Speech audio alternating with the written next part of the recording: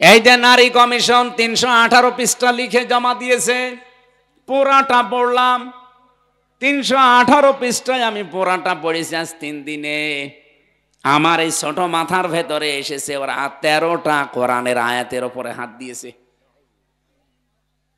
ভারতে ২৬টা কোরআনের আয়াতের বিরুদ্ধে ওরা কেস করেছিল, আর এরা এই ১৩টা কোরআনের আয়াতের ওপরে হাত দিয়ে বলতে চায় যে এগুলো মানা যাবে না, এগুলো সব নারীদের বিরুদ্ধে।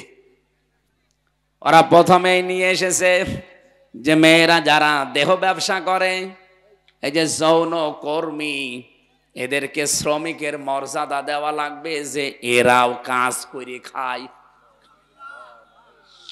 আরে ভাই, এটা যদি ডক্টর ইউনূস আজ মেনে নিয়ে এই দেশে জারি করে দেয় যে যারা দেহ ব্যবসা করে এরাও এক ধরনের শ্রমিক কর্মী।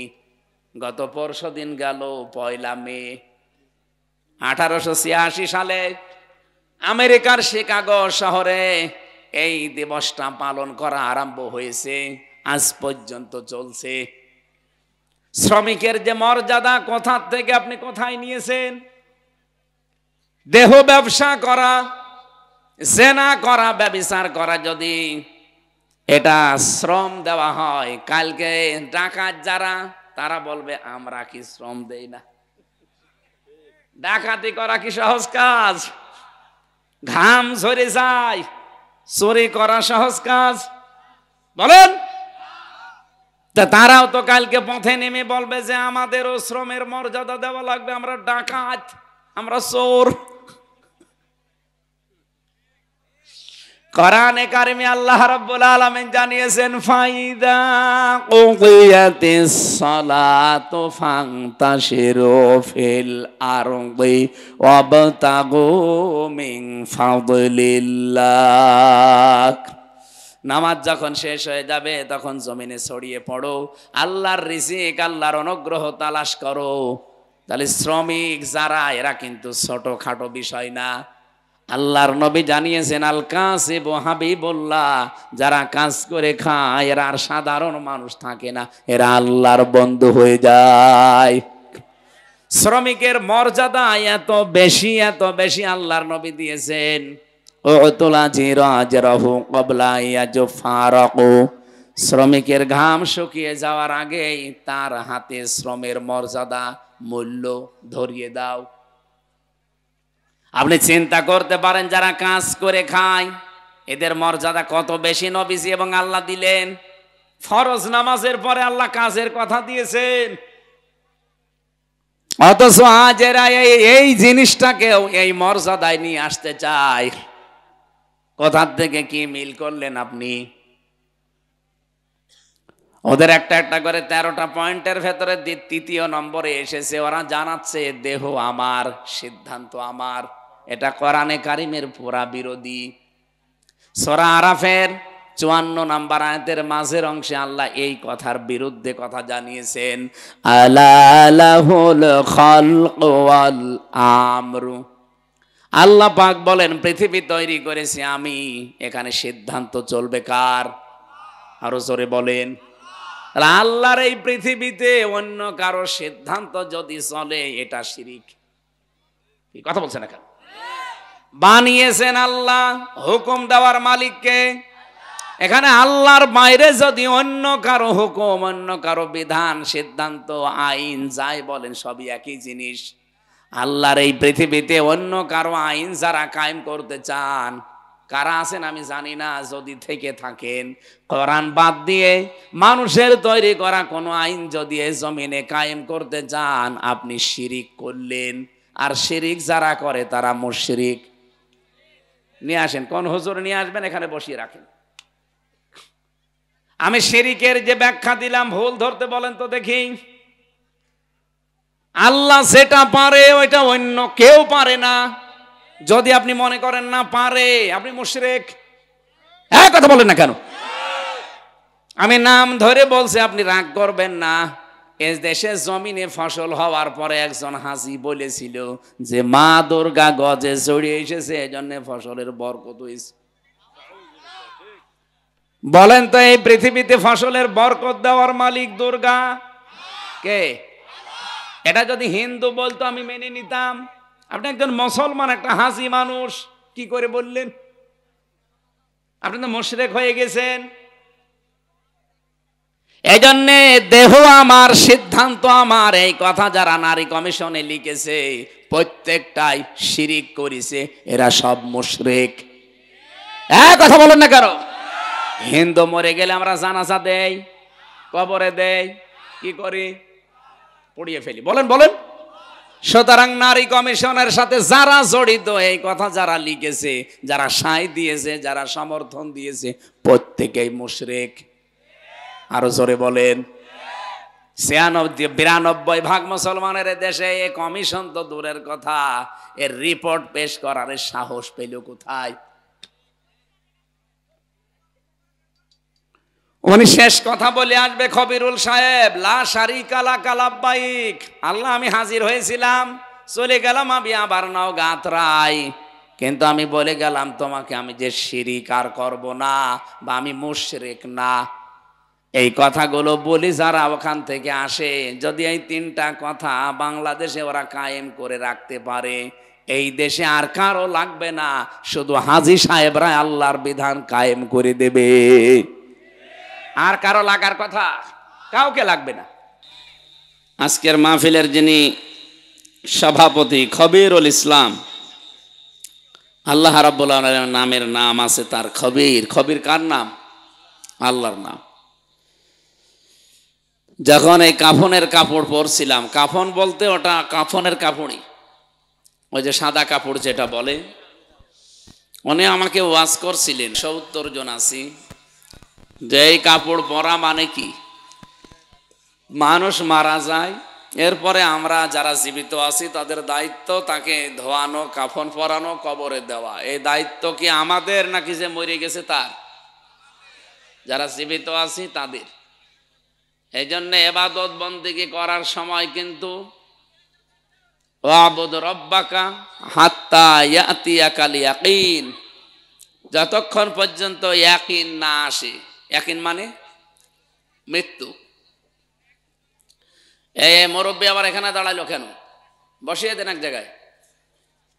আর এই যে এখানে কেন ভাই? কি গল্প করছেন একটু ভালো করে করেন, নেন তাড়াতাড়ি করে। আমি কি ইয়ার কি মারছে আপনাদের সাথে?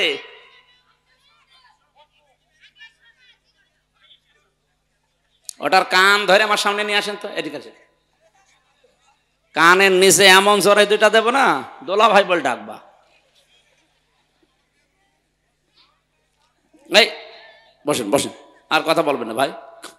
আমার মাহফিল গুলোতে আমি ক্লাসের আকারে কথা বলি। ক্লাসে যেমন এই যে এদিক ওদিকে তাকালে হইচই হলে কথা বোঝানো যায়, এটা ক্লাস চলছে। নির্ধারিত আয়াতের উপর আমরা ক্লাস আকারে কথা বলবো ইনশাআল্লাহ। তাফসীর মাহফিল লিখে দিয়েছেন। যে কথা শোনাতে চাই এখান থেকে, যে কাফনের কাপড় পরিয়ে আমরা মনে মনে করছিলাম যে আমি মরে গেছি। মানুষ মারা যায় তারপরে কাফনের কাপড় পরে, আর আমরা জীবিত অবস্থায় কাফনের কাপড় পরে ফেলেছি। এখান থেকে একটা মাসলা আসে, তাহলে মানুষ কাফনের কাপড় পরার আগ পর্যন্ত ইবাদত বন্দেগী বাদ দিতে পারবে না।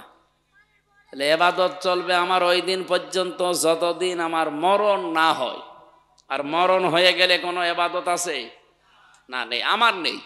কিন্তু ইবাদত আছে কাদের? যারা জীবিত। তাদের ইবাদত কি? এখন আমাকে ধোয়াবে, পরিষ্কার পরিচ্ছন্ন করে, যেহেতু আমি আল্লাহর একটা শ্রেষ্ঠ সৃষ্টি মানুষ, এই জন্যে আমাকে পরিষ্কার পরিচ্ছন্ন করে সাদা কাপড় দিয়ে সম্মানিত মানুষকে সম্মান দিয়ে মাটির ভেতরে যেন গেড়ে দেয়।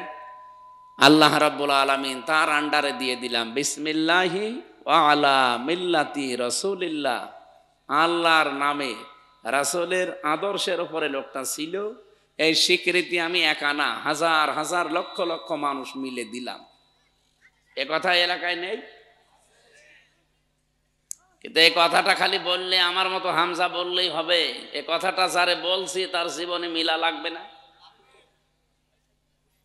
আন আবি যাররিন রাদিয়াল্লাহু তাআলা আনহু قال قال النبي صلى الله عليه وسلم মান ইদ্দাআ মা লাইসা লাহু ফালাইসা মিন্না ওয়ালিয়াতাবাওয়া মাকআদাহু মিনান নার। রাহু মুসলিম। মুসলিম শরীফের হাদিস, বিশ্বনবী জানিয়েছেন যে জিনিস তোমার না, ওইটা যদি তুমি নিজের আয়ত্তে রেখে দাও, যেই দিন থেকে এই কাজ করলে ওই দিন থেকে তুমি আমার দলভুক্ত না। কিছু বুঝেছেন? যে জিনিস আপনার ছিল না ওইটা যদি আপনি নিজের আয়ত্তে নিয়ে নেন যে এটা আমার, অথচ জিনিসের মালিক আপনি না, যেই দিন এই কাজ করেছেন ওই দিন থেকে আপনি নবীর দলভুক্ত আর নেই, আপনি অন্য কিছু। বাংলার মুসলমানেরা, যদি আপনি নবীর উম্মত হতে না পারেন বলেন, হয় আপনি খ্রিস্টান না ইহুদি। কথা বলেন না কেন? বাইরের দেশগুলোতে আমি গিয়েছিলাম, ইহুদিদের সাথে মিশেছি, জিজ্ঞাসা করেছি আপনার নাম কি? নাম যা বলে শুনে বোঝা যায় যেটা ইহুদির নাম। যদি বলা হয় আপনার নবীর নাম কি, তখন বলে, ইহুদিরা বলে জোসেফ। জোসেফ মানে মুসা আলাইহিস সালাম। খ্রিস্টানদেরকে যদি জিজ্ঞাসা করা হয় আপনার নবীর নাম কি, ওরা বলে যিশু, মানে ঈসা আলাইহিস সালাম। আমরা যারা ঈসা বলি, মুসা বলি, ওরা তারা জোসেফ বলে ডাকে, যিশু বলে ডাকে। ৪,৫০০ ধর্মের মানুষ এখন তামাম দুনিয়া মিলে আমরা আছি। শুধুমাত্র ২১০ কোটি মুসলিম আমরা যারা, তারা বাদ দিয়ে পৃথিবীর কোনো মানুষ কিন্তু বলে না যে আমার নবীর নাম মুহাম্মাদুর রাসূলুল্লাহ। কেউ বলে না। অথচ ৮১০ কোটি মানুষ দুনিয়ায় এখন। ২৫৭টা রাষ্ট্রের ভেতরে মাত্র ৫৭টা মুসলিম রাষ্ট্র। এখানে ২১০ কোটি মানুষ আমরা আছি মুসলিম। আমাদেরকে জিজ্ঞাসা করলে আমরা বলি আমাদের নাম আমির হামজা, আব্দুল গফুর, আব্দুল করিম, খবিরুল ইসলাম।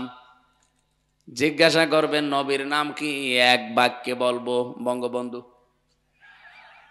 কি বলবো? মুহাম্মাদুর সাল্লাল্লাহু আলাইহি ওয়াসাল্লাম।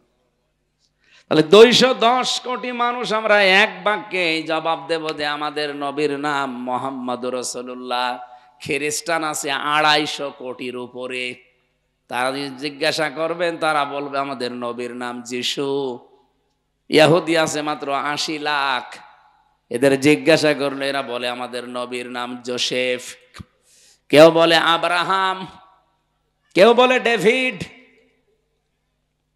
বাংলার মুসলমানেরা, এখানেই তো আজকের বিষয় ভাগ হয়ে যাবে। মানিদ্দাআ, একালিফ টান আছে, মানিদ্দাআ মা লাইসা লাহু ফালাইসা মিন্না। কোন জিনিসের দাবি যদি আপনি এমন করেন যে জিনিস আপনার না, ওই দিন থেকে আপনি কিন্তু আর বলতে পারবেন না আমার নবীর নাম মুহাম্মাদুর রাসূলুল্লাহ, কারণ আপনি নবীর উম্মত আর নেই। এবার আমি আগস্টের ৫ তারিখের পর থেকে বাংলাদেশটা মিলিয়েছে হাদিস দিয়ে তাকিয়ে দেখলাম, এই দেশে বহু মানুষ দাবি করছে আমি মুহাম্মাদুর রাসূলুল্লাহর উম্মত, কিন্তু তার অ্যাক্টিভিটিস, তার চরিত্র, তার কাজকর্ম প্রমাণ করে ফেলেছে যে নবীর উম্মত আর নেই। এরকম চরিত্রের মানুষ দেশে নেই। যে জিনিস আপনার ছিল না ওইটা যদি আপনি জোর করে দখল করে, যেভাবে হক হয় চুরি করে, ডাকাতি করে, চাঁদাবাজি করে, ছিনতাই করে, ফাঁকি দিয়ে, ঘুষ খেয়ে, সুদ খেয়ে, যে কোনো কায়দায় যদি নিজের কাছে নিয়ে নেন যে এটা আমার, আপনি বিশ্বাস করেন ওই দিন থেকে আপনি আর নবীর উম্মত নেই। আপনি হয় ইহুদি হয়ে গেছেন, নাই খ্রিস্টান, নাই মুশরিক, নাই বৌদ্ধ। হ্যাঁ, কোন জিনিস যদি আপনার থাকে, হাত ছাড়া হয়ে গিয়ে চুরি হয়েছিল, ছিনতাই হয়েছিল, এটা আপনি আবার ফেরত পেয়েছেন, তাহলে এই হাদিসের যে শাস্তি তার আওতা মুক্ত থাকবেন। এই শাস্তি কি? যে নবীর উম্মত আপনি থাকতে পারবেন না। কিন্তু আপনার নিজের জিনিস আপনি আবার ফেরত পেয়েছেন, তাহলে আপনার জন্য এই হাদিস না। কথা বোঝা গেছে না? আপনি বোঝেননি। আমি আবার বলছি, এই 15.5 বছরে আমরা বহু কিছু হারিয়ে ফেলেছিলাম, সে যেভাবে হোক হারিয়েছি। কথা বলে না কেন? কেউ চেয়ার হারিয়েছিল, হারায়নি? কত মানুষ তার চেয়ার হারিয়ে ফেলেছে, তার যোগ্যতা থাকার পরও চেয়ারে বসতে পারে নাই। এখন ওইটা যদি আবার ফেরত পাই তাহলে সে এই হাদিসের আওতা মুক্ত থাকবে। কিন্তু যে চেয়ারে বসার যোগ্যতা রাখে না, ওই রকম মানুষকে যদি ঠেলে ঠেলে ওই জায়গায় দেওয়া হয়, নাকি বাংলাদেশের কথা বলছি না, এরকম জায়গাও ছিল যে চেয়ারে ওর বাপও বসার যোগ্যতা রাখে না, অথচ এই বয়সে ওই জায়গায় উঠে বসে আছে। এরকম যারা বসেছিলেন, আপনি তো আর বৈধভাবে বসেননি, আপনি বসেছিলেন অবৈধভাবে। কি ঠিক আছে না? আপনি কি বৈধভাবে বসেছিলেন? না, বসেননি। এই যে 15.5 বছরে যারা চেয়ারে ছিলেন, আল্লাহর কসম আমি নিজে ভিকটিম। আমার 33 বছর বয়স, এখন 92 সালে আমার জন্ম। আমি 18 বছর থেকে যদি ভোট দিতে আরম্ভ করতাম তো 3 বার ভোট দিতে পারতাম, একবারও পারি নাই। একবার নাই জেলে ছিলাম, পারলাম না, মাফ করে দিলাম, বাকি 2 বার। তাহলে 3 বারের একবারও পারি নাই। তার মানে কি এই 15 বছর যারাই ছিলেন দায়িত্বে, আল্লাহর কসম আপনি অবৈধ। আমি নিজেরটা বলছি, আপনারটা আপনি যা করেন করেন। জেলখানায় থাকাকালীন এক ওসি এসেছিল, ফাঁসির ওই কন্ডেম ছেলে, আমারে বলছে হুজুর আমার 8 বছর জেল। আমি জেলে আসার আগে একটা পাপ করেছি। কি পাপ? যে নির্বাচন গেল সময় আমি বাইরে ছিলাম, আমি রাত 12টার পর থেকে আমার লোকজন নিয়ে ভোট কাটা আরম্ভ করলাম। ফজরের নামাজ পর্যন্ত ভোট পড়া কমপ্লিট করে বাক্স ভর্তি করে পাঠিয়ে দিলাম জায়গা মতো। এরপরে আমি গোসল করলাম, ওযু করে 2 রাকাত নামাজ পড়লাম। এরপরে বললাম আস্তাগফিরুল্লাহ। আমার এই তাওবা কি হয়েছে? না, এটা ইয়ার কি হয়েছে, এর নাম কি তাওবা? আর আপনি আল্লাহর কাছে তওবা করছেন কোন কারণে? আপনি কি আল্লাহর ভোট চুরি করেছেন? ভোট চুরি করেছেন হামজার। আপনি যদি দোষ করেন আল্লাহর কাছে, আপনি আল্লাহর কাছে আস্তাগফিরুল্লাহ পড়েন, কোনো অসুবিধা নেই। আল্লাহ মাফ করলে করবে, না হলে শাস্তি দেবে, নাকি? বলেন বলেন। ইউআযযিবু মান ইয়াশা ওয়া ইয়াগফিরু লিমান ইয়াশা। আল্লাহ বলেন আমি কাউকে শাস্তি দিতে পারি, কাউকে মাফ করে দিতে পারি, ইচ্ছা কার। কিন্তু আপনি তো ভোট আল্লাহরটা চুরি করেননি, করেছেন হামসারটা। একটা এমপি বানাতে হলে 3.5-4 লাখ হামজা লাগে, হামজার বউ লাগে। কি কথা বলেন না কেন? এই আত্রায় রানীনগরে যিনি ছিলেন, এলোকে কমপক্ষে 3.5 থেকে 4 লাখ মানুষ ভোট দিয়ে তাকে এমপি বানাবে। অথচ আপনি সবার ভোট রাতের বেলা একাই নিয়ে নিলেন, দিনে করবেন তাও সে সহ্য ধৈর্য আপনার হয়নি। দিনের ভোট রাতে করে আপনি এখন 2 রাকাত নামাজ পড়ে বলছেন আস্তাগফিরুল্লাহ। তাওবা তো আপনার হয়নি। একটা কায়দা আছে তাওবা করার, হুজুর বলেন। এই 3.5 লাখ 4 লাখ মানুষের কাছে আপনি যাবেন, আপনার তো 8 বছর জেল। এই 8 বছর পরে আপনি ফেরত যাবেন তাদের কাছে, যে বলবেন যে আমি ভোট চুরি করেছিলাম, আমারে মাফ করে দেন। তারা যদি বলে ঠিক আছে মাফ করে দিলাম, যান, আপনি মাফ পাবেন। কারণ এটা হকুল্লাহ না, এটা হকুল ইবাদ। কিন্তু আফসোস আপনার জন্য আমার, আপনি 8 বছর জেল খাটার পরে বের হয়েছে, দেখবেন অনেক হামজা মরে গেছে। কি কত হামজাকে আপনি পাবেন না, আর যে কত হামজার বউ নেই, তারা মরে গেছে, আপনি তাদের কাছে মাফ চাবেন কি করে? আমার সবচাইতে বেশি খারাপ লাগছে এই 15.5 বছরে যারা দায়িত্বে ছিলেন, আমার অসুবিধা নেই, কিন্তু এই যে জোর করে মানুষের হক নষ্ট করেছিলেন, এই হকটা আপনি ফেরত দেবেন কি করে? কারণ তাদেরকে তো এখন আর পাবেন না। এই 15 বছরে অনেকেই কিন্তু মরে গেছে না, আপনি তাদেরকে পাবেন কি করে? আফসোস তো আপনার জন্য আমার এই জায়গায়। হ্যাঁ, আমার জীবনেও যদি এরকম হক বলে বাদ নষ্ট হয়ে থাকে, আমার জীবনের জন্য আমার এখন আফসোস। এই জন্য অবৈধভাবে যারা ছিলেন, আপনি জীবন যৌবন সব নষ্ট করে ফেলেছেন, আর শান্তি আপনি পেয়েছেন কিছুদিন। 15.5 বছরে যারা ছিল তারা কি শান্তি পায়নি? কথা বলে না কেন? শোক পায়নি? এ শোকটা কি বৈধ শোক না অবৈধ? অবৈধ। আমি আমারটাই তো বলছি অবৈধ, আপনি আপনারটা চা করবেন করেন, আমার নিজেরটা বললাম আমরা অবৈধ, কারণ আমি ভোট দেইনি। এবার এই 15.5 বছরে যারা অবৈধ সুখ ভোগ করেছেন, শান্তি পেয়েছেন, কোরআন বলছে কি, ফাইন্না মাআল উসরি ইসরা, ইন্না মাআল উসরি ইসরা। এই পৃথিবীতে কেউ যদি একটা দুঃখ কষ্ট ভোগ করে, এই জন্য উসরুনের আগে আলিফ লাম দিয়ে আল্লাহ মারেফা করে দিয়েছেন নির্দিষ্ট। এর আগে আল্লাহ মা দিয়ে জানিয়েছেন, এর সাথে সাথে কি আছে? ইসরা। এর আগে আর আলিফ লাম নেই, এটা অনির্দিষ্ট নাকেরা।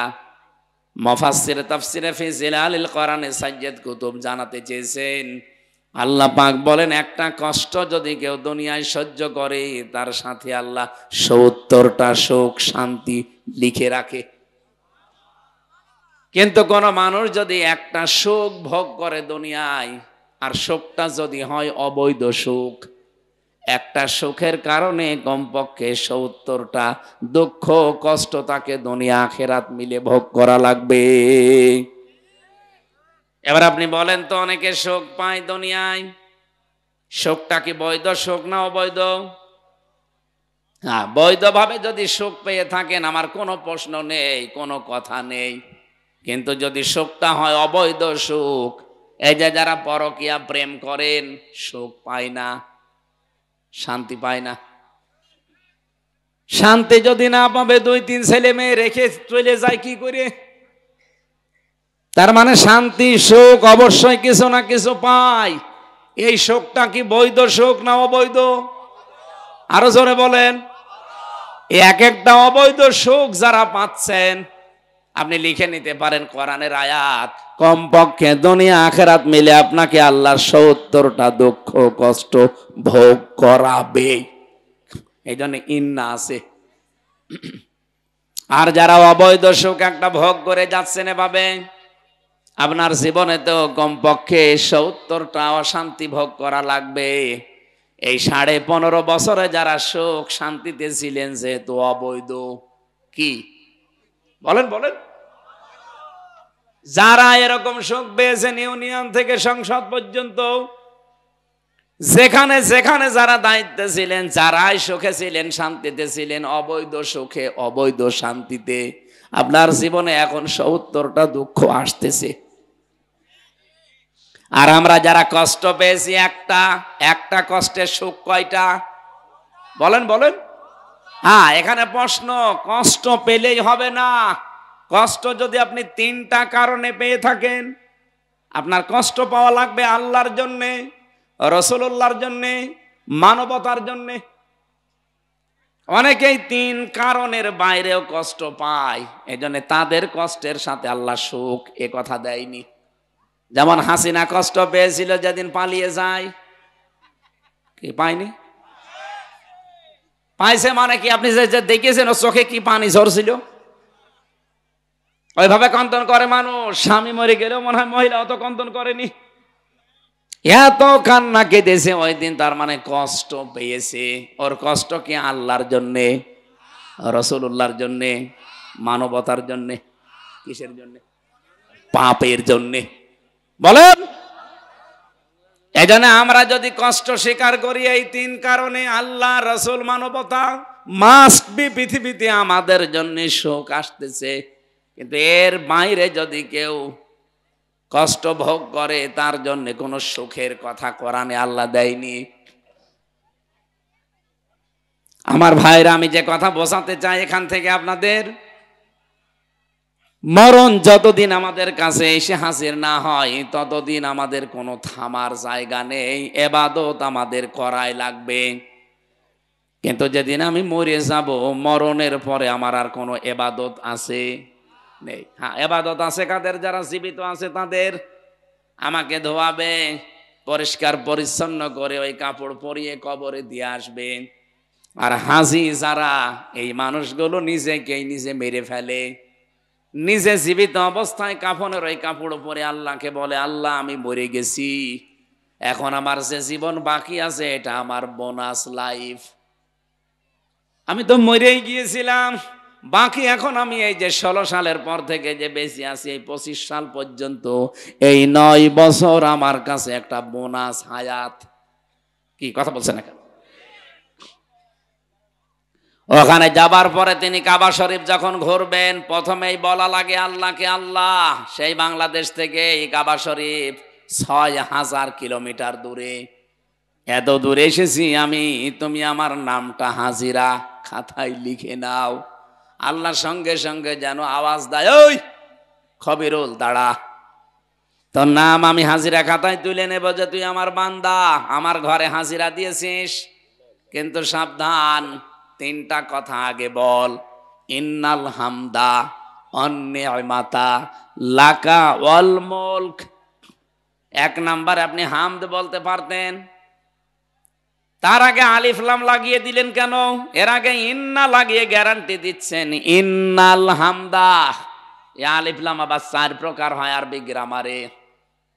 আপনি যখনই বললেন ইন্নাল হামদা, তখন গ্যারান্টি দিয়ে দিয়েছেন যত রকমের প্রশংসা হতে পারে সব, আরো জোরে বলেন, এইটাও আমি তোমার জন্য ব্যয় করব।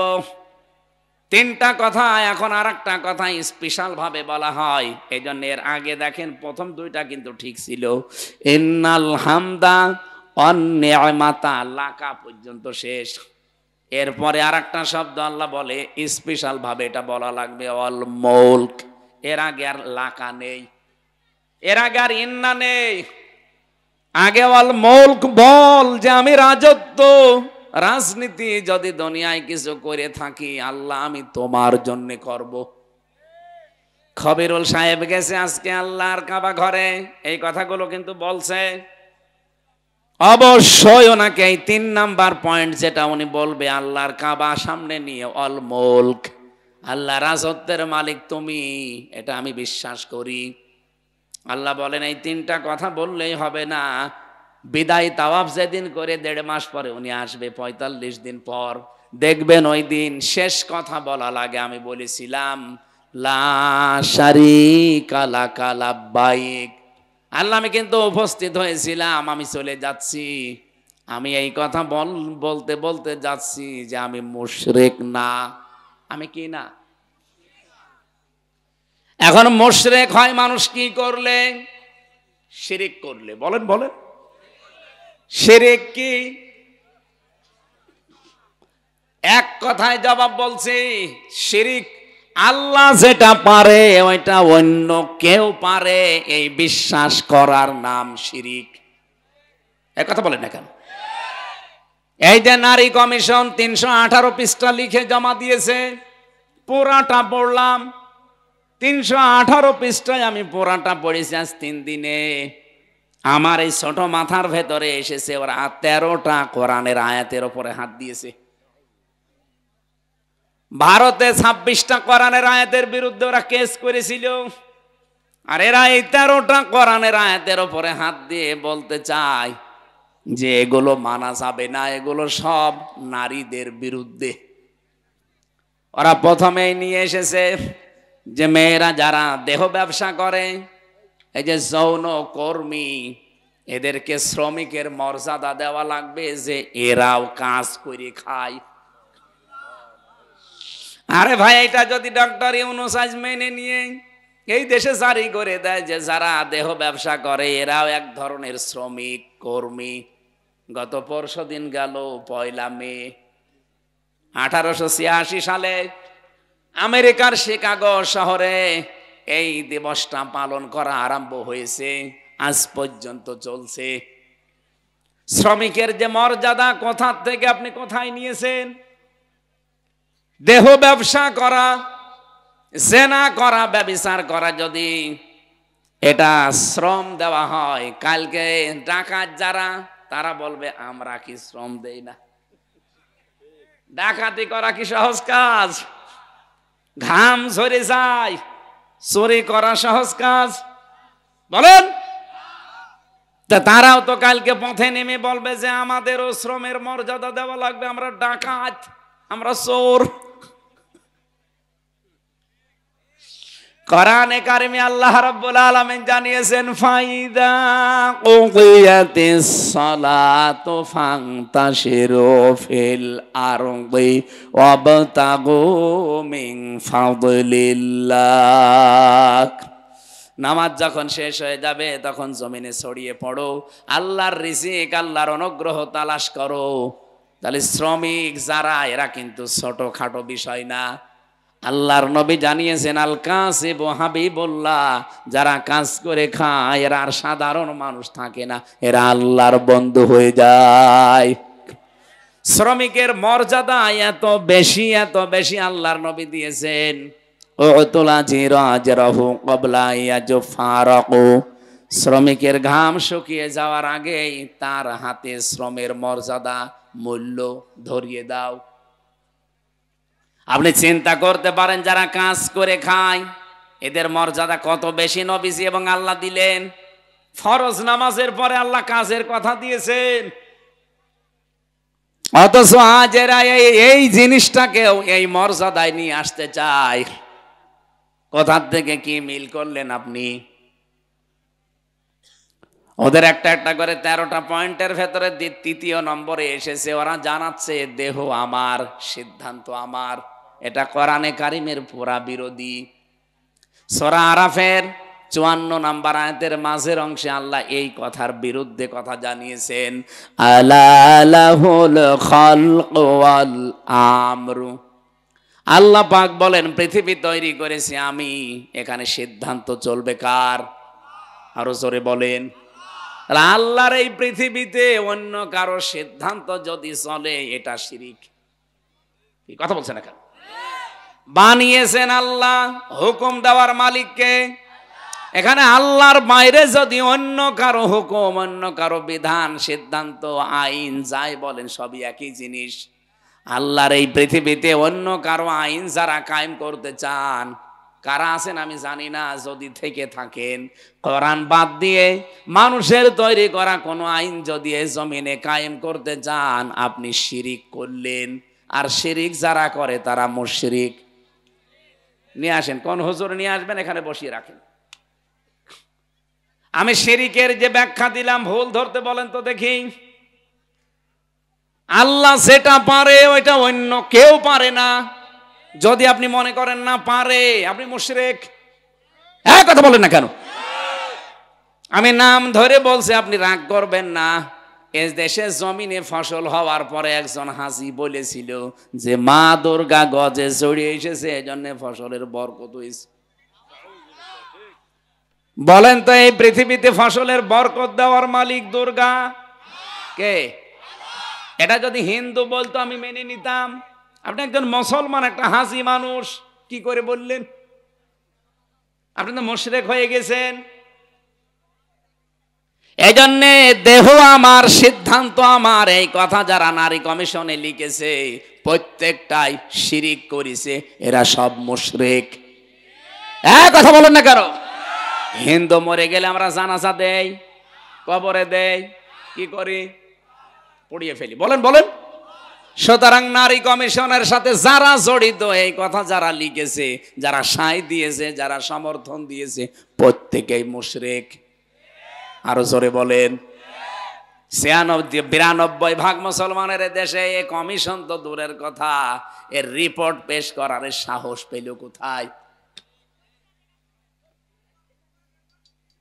উনি শেষ কথা বলে আসবে, খবিরুল সাহেব, লা শারিকা লাকা লাব্বাইক, আল্লাহ আমি হাজির হয়েছিলাম, চলে গেলাম আমি আবার নাও গাতরাই, কিন্তু আমি বলে গেলাম তোমাকে আমি যে শিরিক আর করব না, বা আমি মুশরিক না।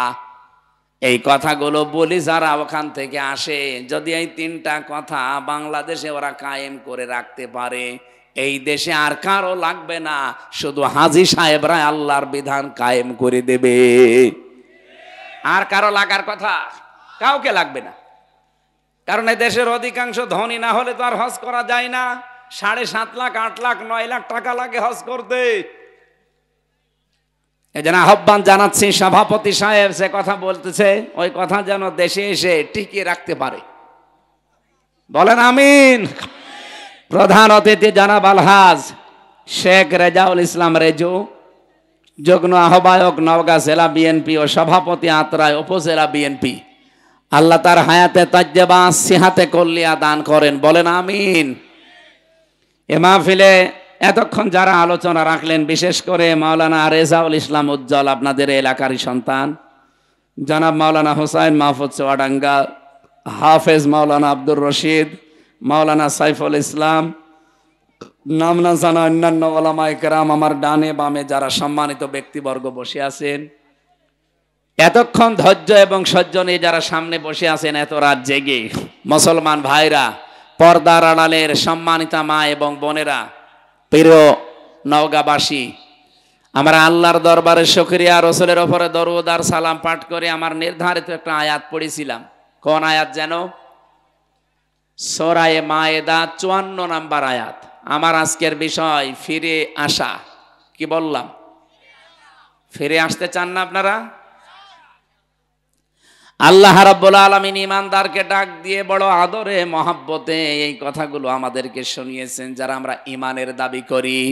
ইয়া আইয়ুহাল্লাযীনা আমানু, ওহে যারা ঈমানের দাবি করো, মাইয়ারতাদ্দা মিনকুম, এই এদিকে তাকান, তোমাদের ভেতরে কেউ যদি ফিরে যায় আং দিনহি, আল্লাহর দিন থেকে। এখানে দিনের অর্থ প্রায় 15টা। আমরা একটা একটা করে তাফসিরে যাচ্ছি। আল্লাহ যে দিলেন আং দিনহি, কেউ যদি ফিরে যায় তোমাদের ভেতরে আল্লাহর দিন থেকে। এখানে ইয়ার তাদ্দা শব্দটা বাবে ইফতেআল থেকে এসেছে, ইরতিদাদ। এর বাংলা অর্থ হচ্ছে হক থেকে বাতিলের দিকে ফিরে যাওয়া। এই পৃথিবীতে হক একমাত্র কে? বলেন বলেন। উনি যাদেরকে পাঠিয়েছেন তারাও হক। উনি পাঠিয়েছেন রাসূলুল্লাহকে, তিনি হক। উনি পাঠিয়েছেন কোরআন, কোরআন হক। কথা বলছেন না কেন? আল্লাহ, রাসূল, কোরআন এগুলো বাদ দিয়ে যারা অন্য দিকে ফিরে যেতে চান, আপনি বিশ্বাস করতে পারেন আপনি কিন্তু এখন বাতিলের দিকে আছেন। আল্লাহ তাদের ধমক দিয়ে বলছেন, আমি কি করব জানো? যদি এরকম কেউ করে থাকে, ফাসাও ফায়াতিল্লাহ, এখানে ফাইল কর্তা আল্লাহ নিজে। আল্লাহ বলছেন অতি শীঘ্রই। আল্লাহ যদি সাউফা শব্দ না দিত তাও বাংলা অর্থ আমরা করে ফেলতে পারতাম।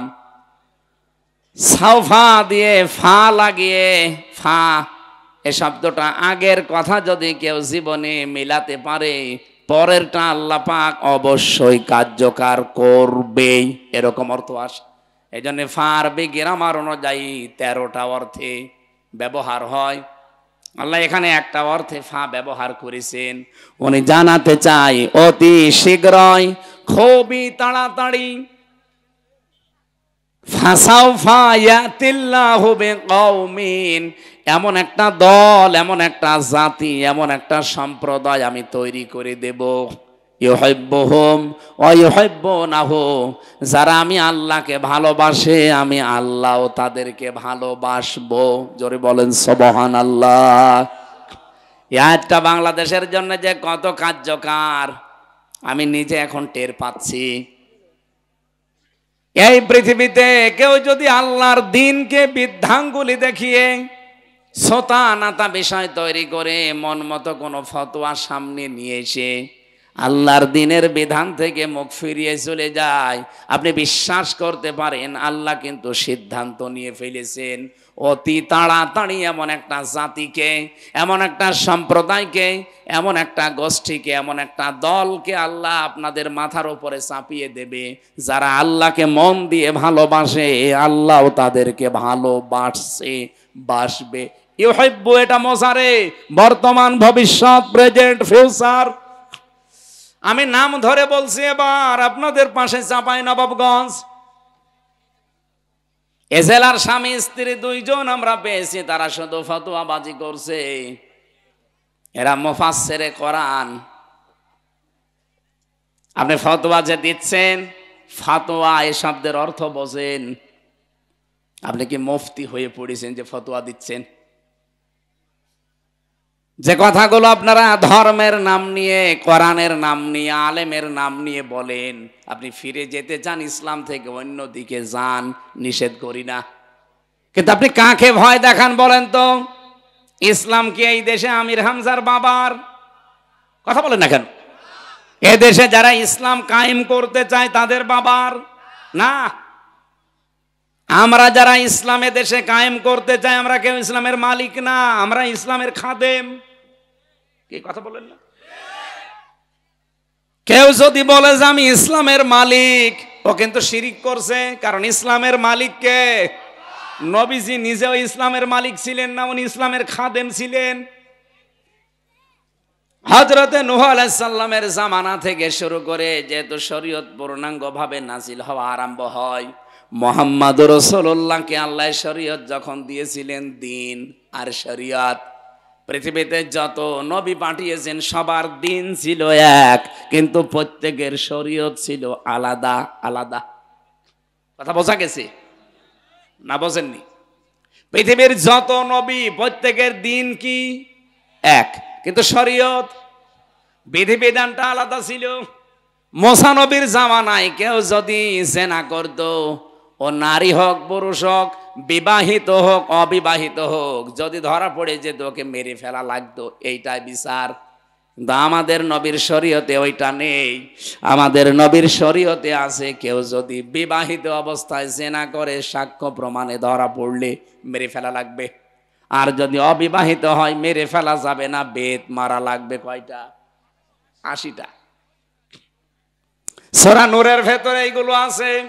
এখন বলেন, মুসা নবীর শরীয়তটা আমাদের নবীর শরীয়তের চাইতে কি কড়া? কড়া ছিল না? অনেক কঠিন ছিল। মাঝখানে হযরত ঈসা নবীর শরীয়ত আবার একেবারে সোজা।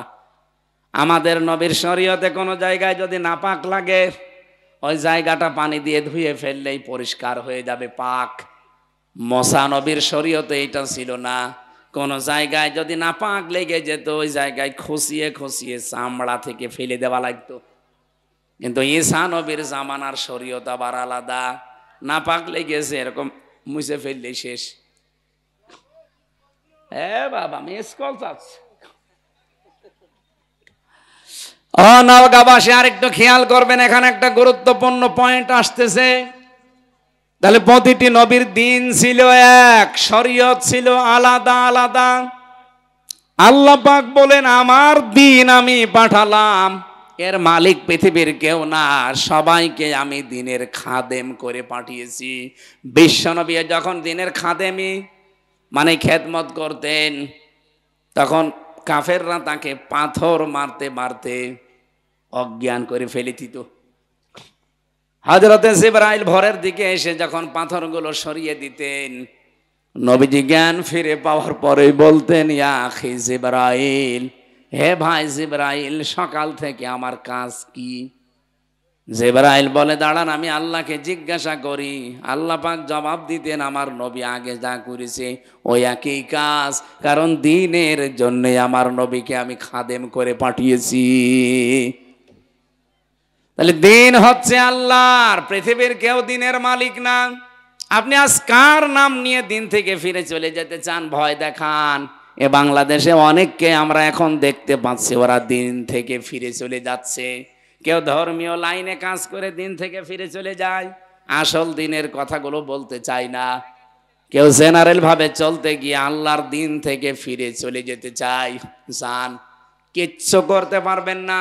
আল্লাহ অতি শীঘ্র এমন একটা দল তৈরি করে দেবে।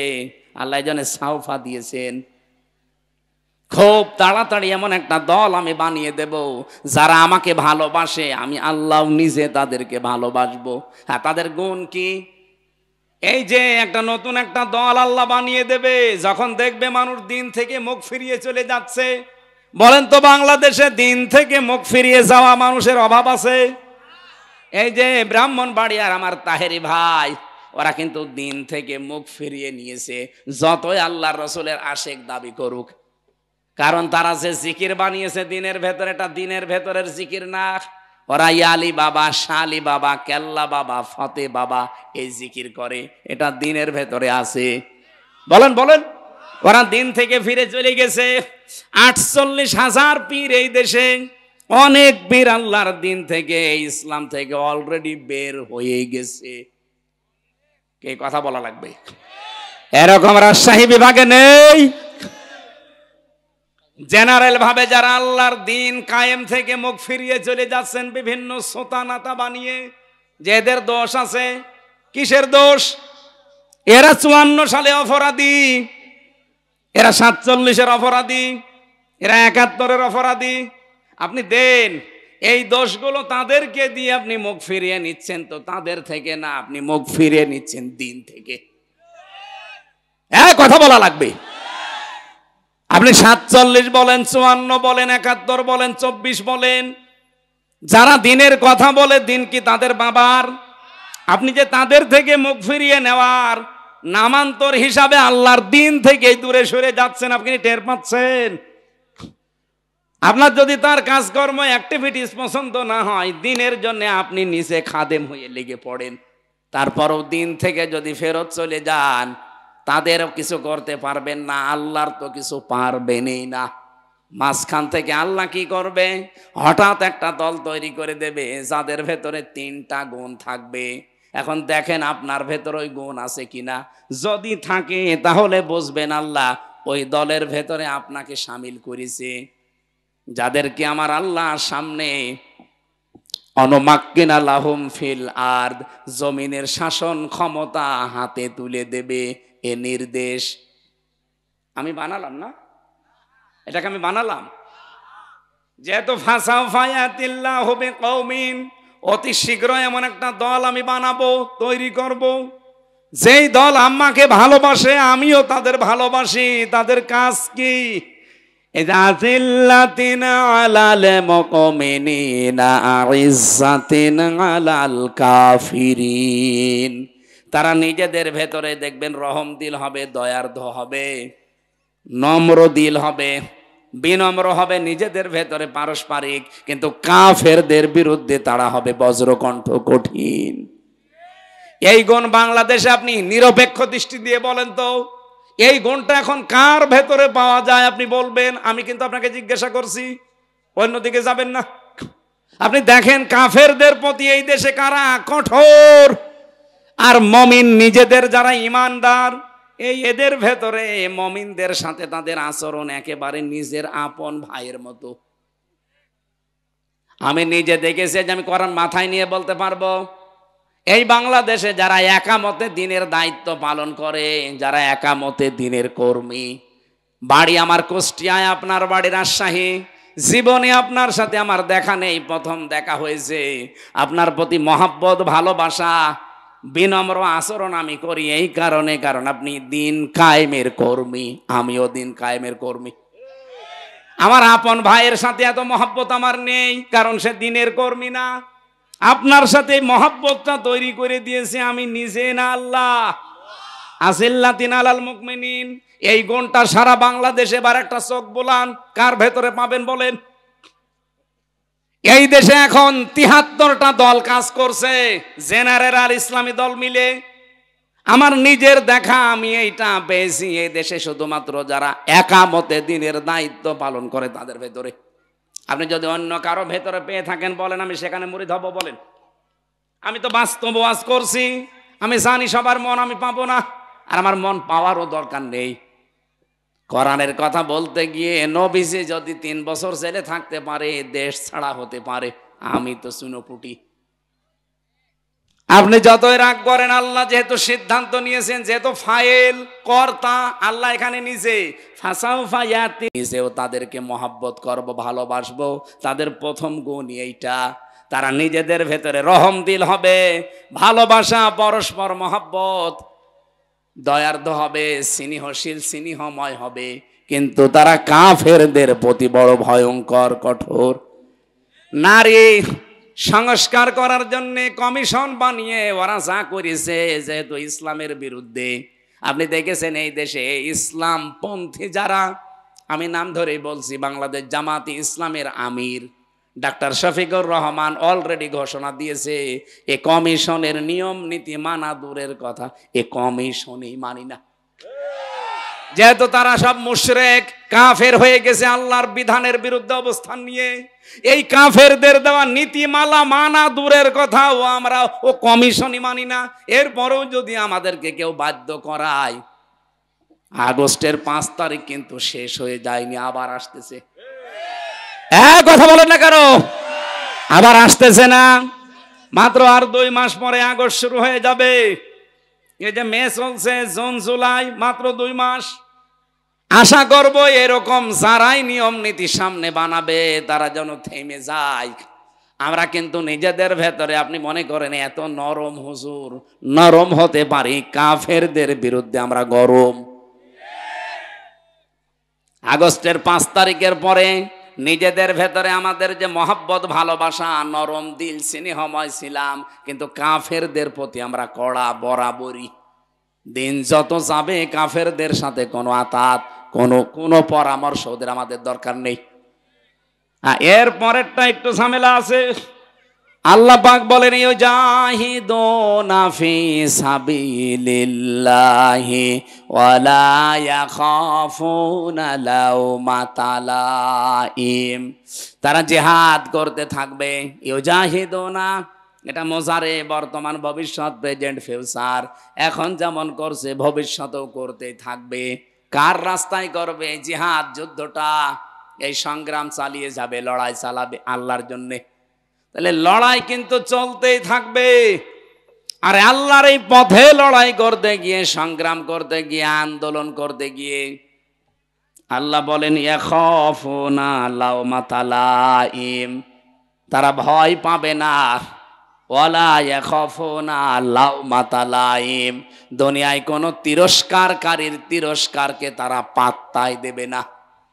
কত ভয় আমাদেরকে দেখিয়েছে এই দেশে যারা ইসলামপন্থী মানুষ, কত রকমের উল্টা পাল্টা কথা তাদের নামে ছড়িয়েছে।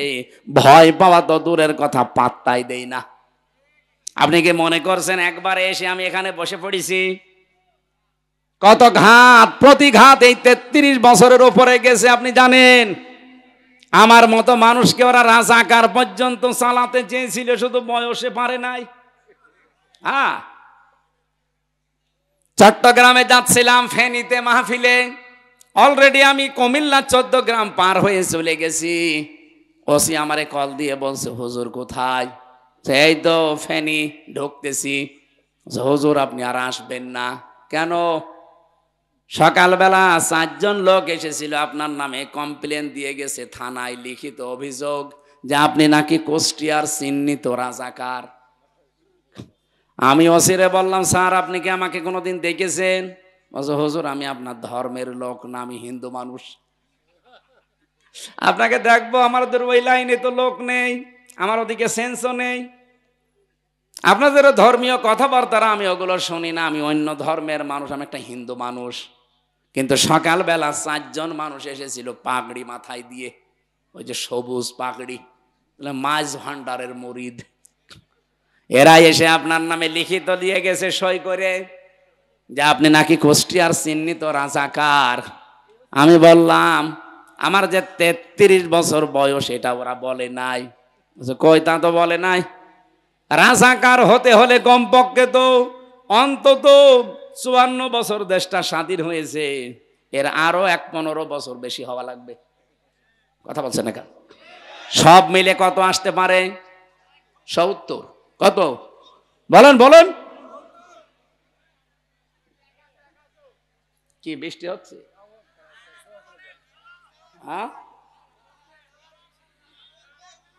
পৃথিবীতে যত রকমের অপবাদ আপনারা দিতে পারেন, আমার রাজাকার না, আমার জন্ম তুলেও যদি গালি গালাজ করেন, আমি রিমান্ডে 10 দিন একাধারে আমার মা বাবা তুলে ওরা গালি দিয়েছে, কিন্তু দিন কায়েমের যে পথে এসেছি, এক চুলো আমাদেরকে কেউ সরাতে পারবে না। যালিকা ফাদলুল্লাহ, যাকে তাকে দিয়ে আল্লাহ এই কাজ করাবে না, এটা আল্লাহর অনুগ্রহ। ইউতিহি মাইয়াশা, আল্লাহ যাকে ইচ্ছা তারে দিয়ে এই কাজ করাবে। আল্লাহু ওয়াসিউন আলিম, আল্লাহ প্রশস্ত এবং জ্ঞানী। এই শব্দগুলো গুরুত্বপূর্ণ শব্দ, শুধু আকাশের দিকে তাকে আমরা ব্যাখ্যাগুলো করতে পারছি না। মেয়েদের জন্য কিছু বলার দরকার ছিল। সম্মানিত মা বোনেরা, আর রাত 1টা বাজে, এখন বৃষ্টি নেমে গেলে আমরা মুসিবতে পড়ে যাবো। আল্লাহুম্মা আমিন। লা ইলাহা ইল্লা আনতা সুবহানাক ইন্নী কুনতু মিনাজ জালিমিন। আল্লাহুম্মা ইগফিরলি ওয়ারহামনি ওয়াহদিনি ওয়াফিনি ওয়ারযুকনি ইয়া রাব্বাল আলামিন। আল্লাহ তাআলা, যে মূল কথাগুলো আমরা শুনেছি বুঝেছি, এগুলো আমল করার তৌফিক দাও। সম্মানিত মা বোনদেরকে তুমি খাদিজা আয়েশার মতো তৈরি করে দাও। পরিবারে যাদের অশান্তি আছে তুমি শান্তি দান করো। এই মাহফিল যারা বাস্তবায়ন করেছে আল্লাহ কমিটিকে মেহেরবানি করে কবুল করে নাও। এলাকায় যত মানুষ আছে আল্লাহ কবরগুলো জান্নাত বানাও। যে মানুষগুলো এই মাহফিলের জন্য শ্রম দিল, এই তরুণ যুবকেরা,